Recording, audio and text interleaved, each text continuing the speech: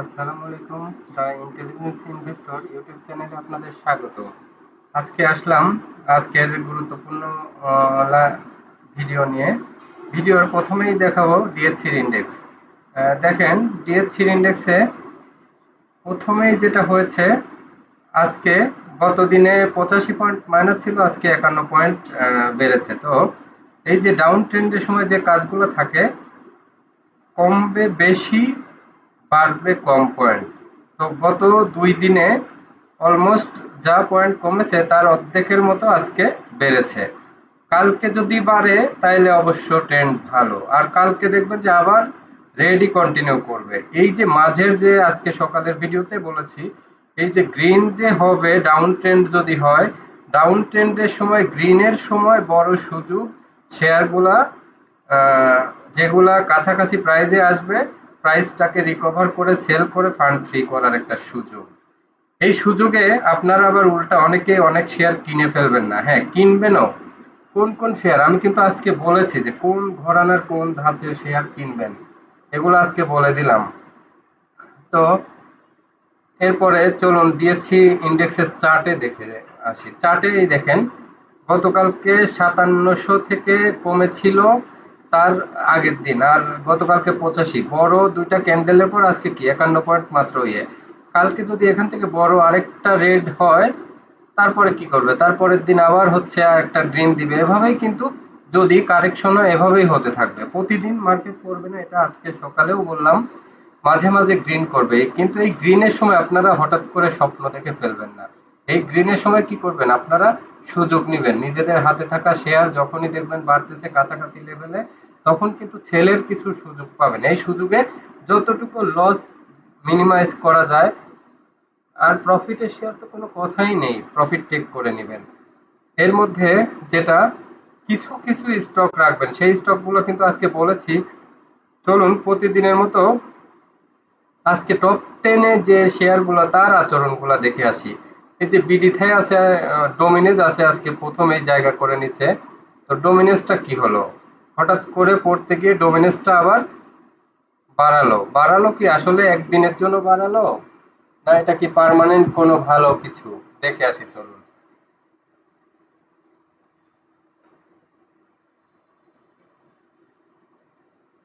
ডাটাটা ইম্পোর্ট করি, ডাটাটা ইম্পোর্ট করা হয়নি। এরপরে আপনারা যারা এখনো আমার চ্যানেলটি সাবস্ক্রাইব করেননি, অবশ্যই চ্যানেলটি সাবস্ক্রাইব করুন, লাইক কমেন্ট শেয়ার করে সাথে থাকুন। চ্যানেলটি সাবস্ক্রাইব করে রাখুন। যারা স্টক মার্কেট নিয়ে কাজ করেন তাদের এই ভিডিও কিন্তু অনেক কাজে দিবে। আপনারা এখনো বুঝতে পারতেছেন কিনা, যারা নিয়মিত ভিডিও দেখতেছেন তারা হয়তো বুঝতে পারতেছেন যে এই ভিডিওগুলা আপনাদের বোঝার সুবিধার্থে অনেক কাজে দিবে।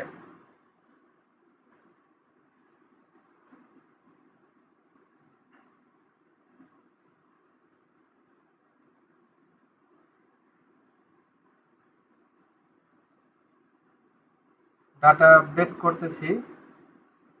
এর মধ্যে চলুন টপ 10 এ, এই যে ডাটাটা আপডেট হয়ে গেল।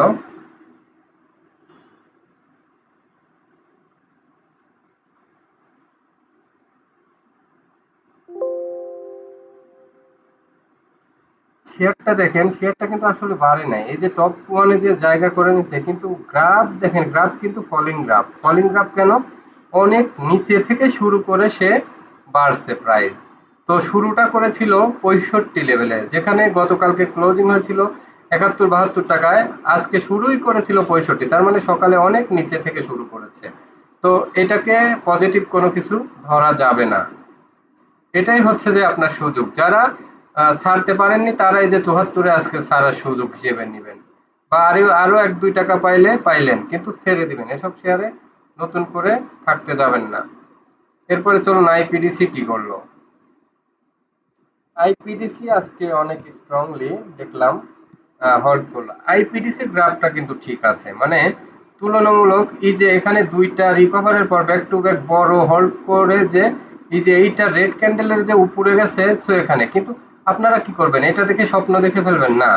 এখান থেকে দ্রুত এই যে কমে বেচা লাগলো 27 টাকায়, এখন 29-30 টাকায় প্রফিটটা নিয়ে ফেলেন এই শেয়ারে। এই টাইমে, এই রিস্কি টাইমে প্রফিটের আশা না করাই ভালো, ফান্ডটা ফ্রি করে ফেলেন এই ধরনের শেয়ার থেকে। গেল। এইবার চলুন বিএনআইসিএল দেখে আসি। বিএনআইসিএল আজকে অনেক হঠাৎ করে বাড়লো, আসলে কোন স্টেজ থেকে বাড়ে? এই যে বিএনআইসিএল এর বাড়াটা ঠিক আছে, দেখেন বিএনআইসিএল পুরো একটা সুইং দিয়ে সুইংটার শেষ প্রান্ত থেকে বাড়ছে, তার মানে কি এইটা কিন্তু প্রফিট নেওয়ার শেয়ার না। এটা যেভাবে রিভার্স করছে ও আরেকটা কি করবে, ওয়েভ দিবে, আরেকটা ওয়েভ দিবে, মানে কি ও এখান থেকে এই যে দেখেন 120 যখন পার হবে ও আরেকটা সুইং দিবে। তো সুইং কত দিচ্ছে, 80 থেকে এক সুইং এ গেছে 115, এখান থেকে একটা সুইং এ গেছে 55 থেকে 80। তো এর সুইং এর রেঞ্জটা কিন্তু অনেক বেশি, প্রায় 20-30 টাকা। তো এখান থেকে যদি ও সুইং মানে 105 থেকে 30 মানে কি প্রায় 130,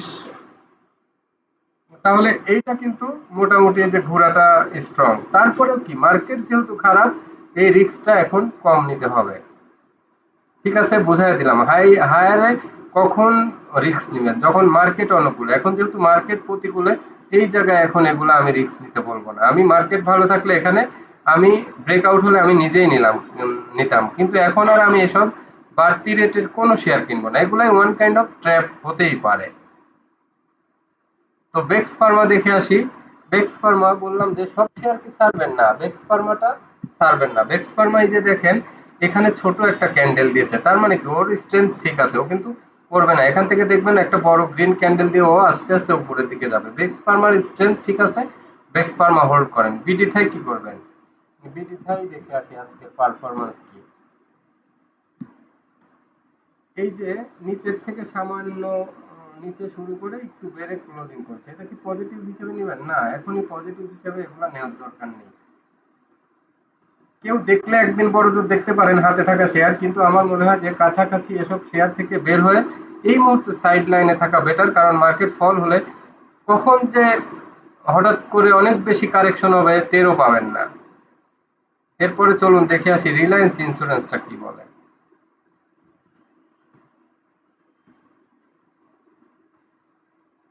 রিলায়েন্স ইন্স্যুরেন্স এই যে এখান থেকে আরেকটা সুইং দিবে, তার মানে কি ইন্স্যুরেন্সে যদি 2-3টা শেয়ার একসাথে ইন্স্যুরেন্সে সুইং দেয় তাহলে সেটাকে একটা ট্রেন্ড ধরে নেবেন।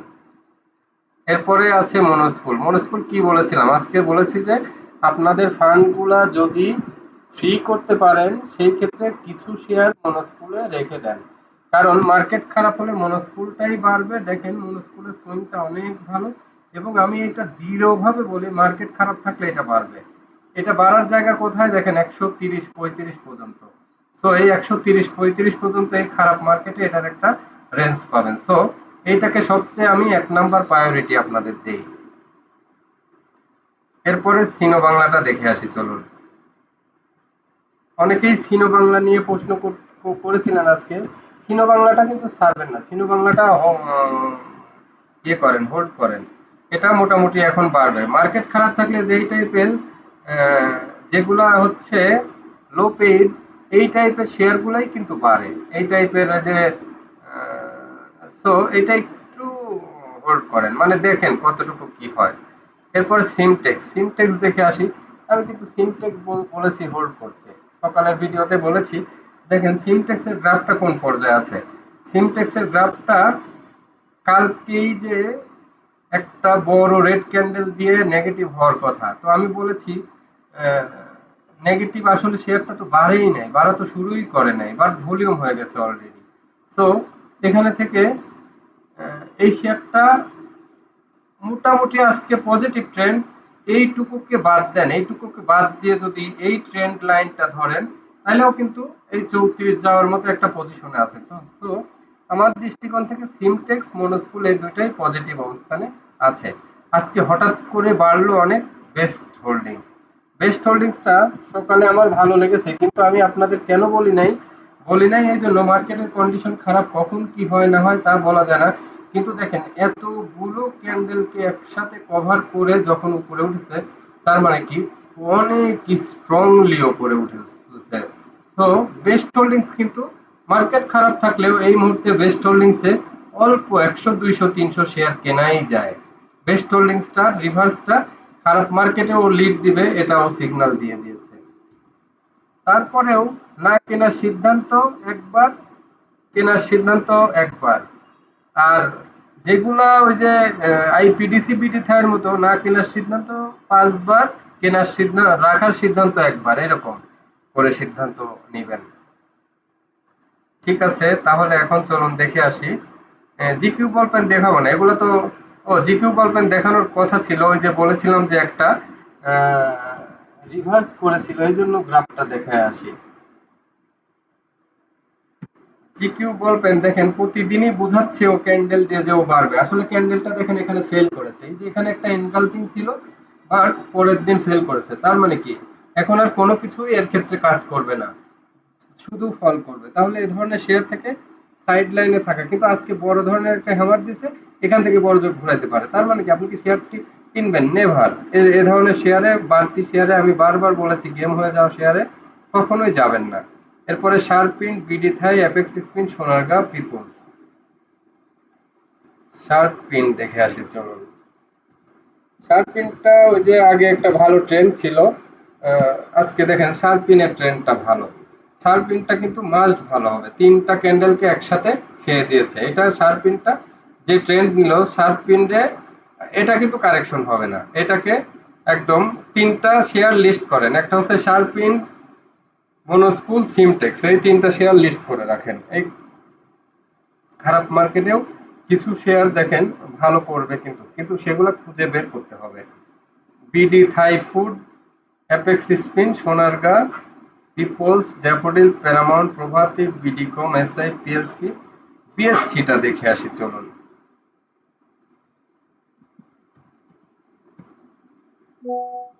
পিএসসিটা এই যে দেখেন 2 দিন স্লো করলেও আজকে কিন্তু রিকভার ব্যাক টেস্টে রিকভার করেছে। সো ও এখান থেকে 120 যে যাবে ও এটা বলে বলাই যায়। তো এই যে কিছু শেয়ার যে আমি বলছি যে কিছু শেয়ার অন্তত রাখা যায়, কিন্তু খারাপ সময়েও রাখা যায়। বিডি থাই ফুডটা দেখে আসি।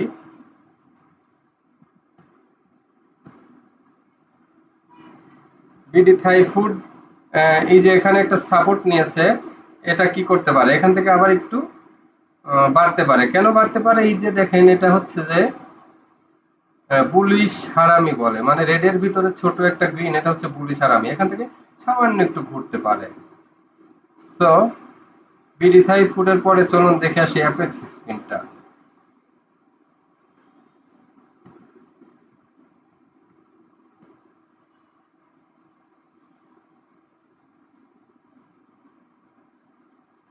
অ্যাপেক্স স্পিন এখানে এই যে ছোট ছোট সুইং দিচ্ছে, হঠাৎ করে আবার কি মার্কেট খারাপ হলে এখান থেকে এইদিকে বড় ধরনের ফল হতে পারে। অ্যাপেক্স স্পিন থেকে সাইড লাইনে চলে যান, থাকার দরকার নেই এতে। সোনারগাঁটা দেখে আসি চলুন। সোনারগাঁ তো প্রফিট নিতেই বলেছি, তারপরে যেহেতু লিস্টে চলে এসেছে সেই সুবাদে দেখে আসি ওর আসলে কন্ডিশন কি, মার্কেট বোঝার জন্য। সোনারগাঁটাই যে এখানে একই লেভেলে ট্রেড হচ্ছে, এই যে প্রফিট টেক করার সুযোগ পাচ্ছেন, এগুলো হচ্ছে প্রফিট টেক করার সুযোগ, যাদের আছে প্রফিট টেক করে নেন। এরপরে পিপলসটা দেখে আসি। পিপলসটা মনে হয় যেরকম গ্রাফ খারাপ মার্কেটেও আরেকটা ইন্স্যুরেন্স, কিন্তু ম্যাক্সিমাম ইন্স্যুরেন্স আবার নতুন করে বোঝা যাচ্ছে যে দ্বিতীয় সুইং শেষ করে তৃতীয় সুইং এর দিকে যাচ্ছে। যদি এরকম কিছু হয় তাহলে ইন্স্যুরেন্সে একটু ভালো করে অ্যানালাইসিস করতে হবে। আজকে সেক্টর ওয়াইজ ইন্স্যুরেন্স গুলা অ্যানালাইসিস করে একটা নেক্সট ইয়েতে কোনো কোনো ইন্স্যুরেন্স নজরে পড়লে সেগুলো আপনাদের আপডেট দেব। প্রভাতিটা দেখে আসি চলো। প্রভাতী ইন্স্যুরেন্সে একটু বেড়েছে।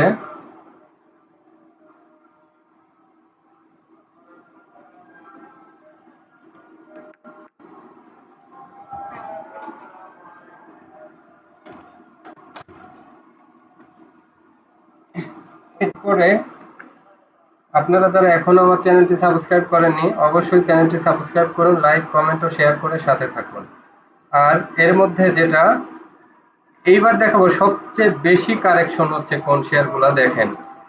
আজকে এই যে এই লিস্টটা সবগুলাই কিন্তু কি শেয়ার অ্যাকুমুলেশন হয়েছে। দেখেন ডোমিনেজ, আইপিডিসি, বিএনআইসিএল, বেক্স Pharma, BD Thai, Fine Food, Reliance Insurance, মনো স্কুল, Sino Bangla, Simtex, Best Holdings, GQ Ballpen, শার্পিন্ড, BD Thai, FX Spin, Sonargaon, Peoples, Daffodil, Paramount, এগুলো মোটামুটি এই লিস্টটা সব অ্যাকুমুলেশনের।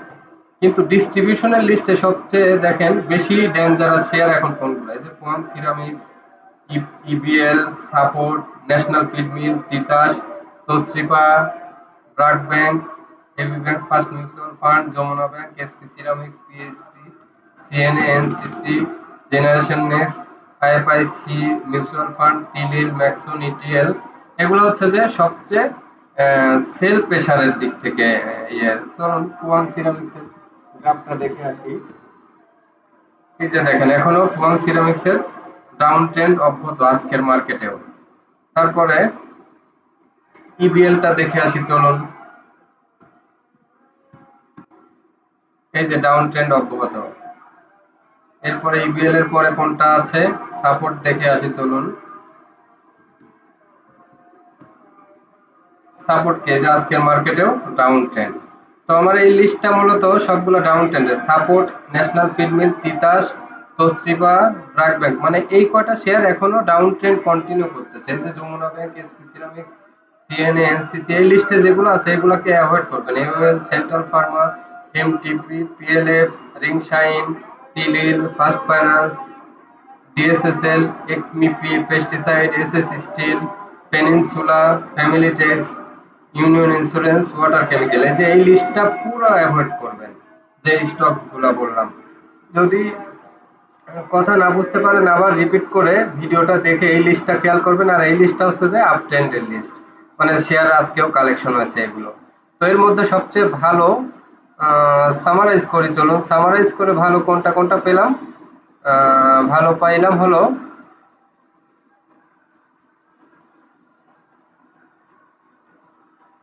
চলুন লিস্ট করি আজকেও কিছু স্টক সিলেকশন করি।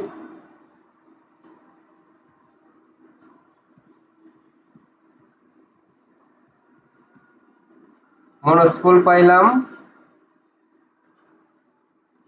এক্স ফার্মা ঠিক আছে,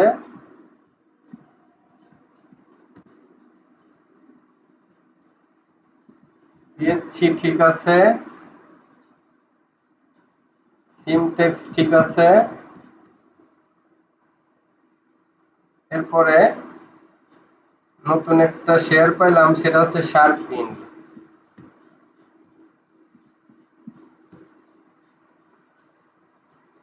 এরপরে বেস্ট হোল্ডিংস।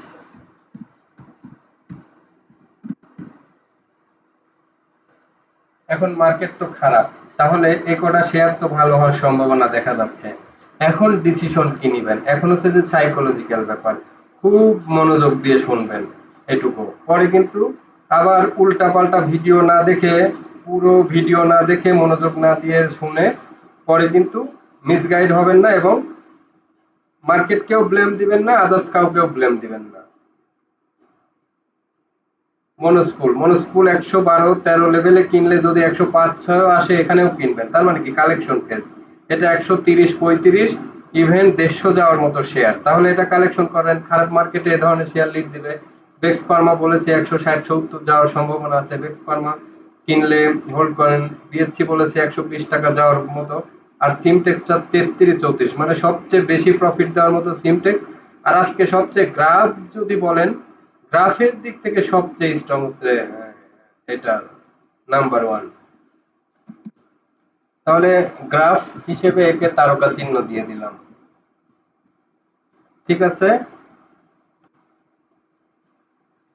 তো এরপরে বেস্ট হোল্ডিংস গ্রাফ হিসেবে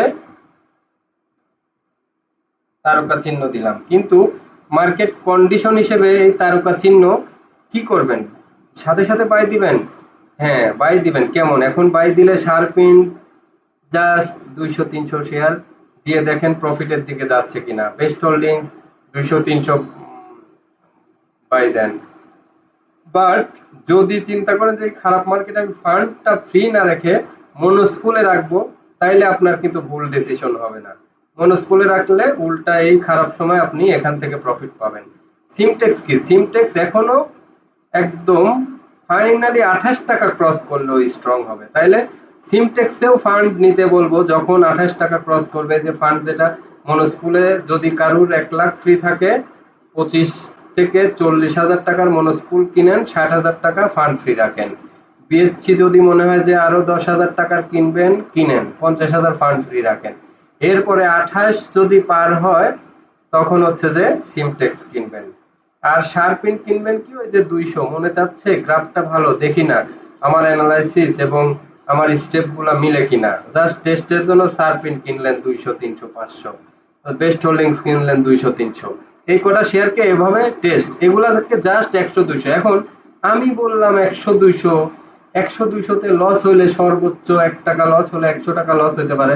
আপনি হঠাৎ করে 20,000 শেয়ার কিনে ফেললেন, 10,000 5,000 শেয়ার কিনে পরের দিন বললেন ভাই আমি তো আটকায় গেছি। আমি তো আটকানোর মতো করে বলি নাই, ভিডিওর মাঝ পথে হঠাৎ করে এসে কোনো কিছু না শুনে দেখবেন যে সিমটেক্স বলেছি, সিমটেক্স এর আগে পরে অনেকগুলা কোটেশন জুড়ে দিয়েছে। এই কোটেশন গুলো ফলো ফলো করলে একরকম, আর অন্ধের মতো হঠাৎ করে 20,000 শেয়ার কিনে ফেললে আর এক রকম।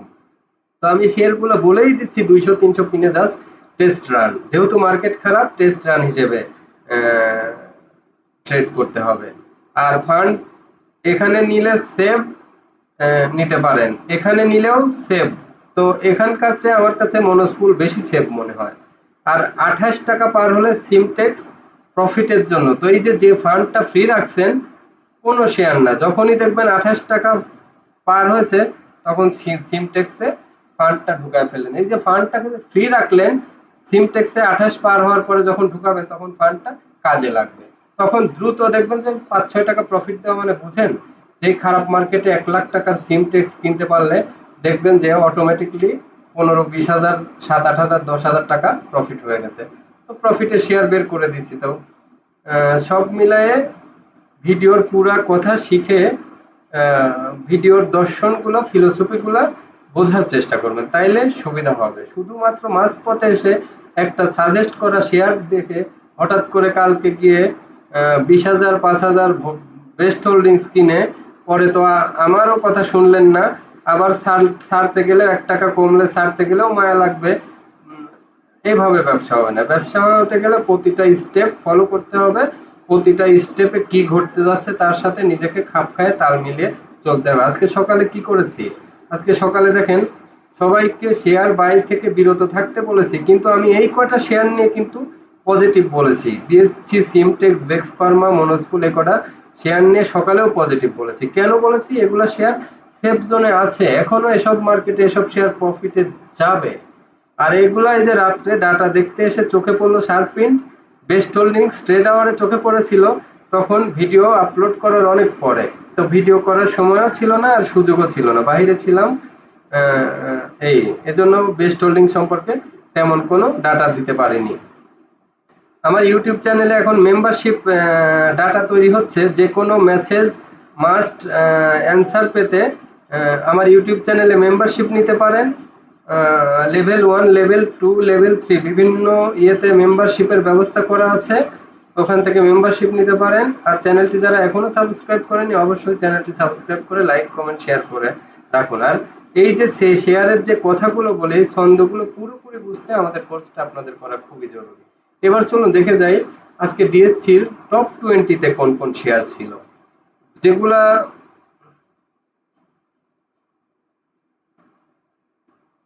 টপ 20 শেয়ারগুলো আপনাদের একটু অ্যানালাইসিস দেখে আসি। বেক্স ফার্মা তো অ্যানালাইসিস করা হয়ে গেছে, আইপিডিসি হয়ে গেছে, ব্র্যাক ব্যাংকটা ব্যাংক নিয়ে আমার ইয়ে নাই, কিন্তু মার্কেট বোঝার স্বার্থে দেখেন ব্যাংকের দিকে কোনো ট্রেন্ড আছে কিনা এটা তো বোঝা দরকার। না, ব্র্যাক ব্যাংকে যে এখনো ডাউন ট্রেন্ড, বাট ভলিউম হওয়ার কারণে ও টপ 20-তে আছে। তো টপ 20-তে ভলিউম বেশি বা ট্রেন্ড ডাউন এই ধরনের শেয়ার কি আরো সেল হচ্ছে, ডেঞ্জারাস।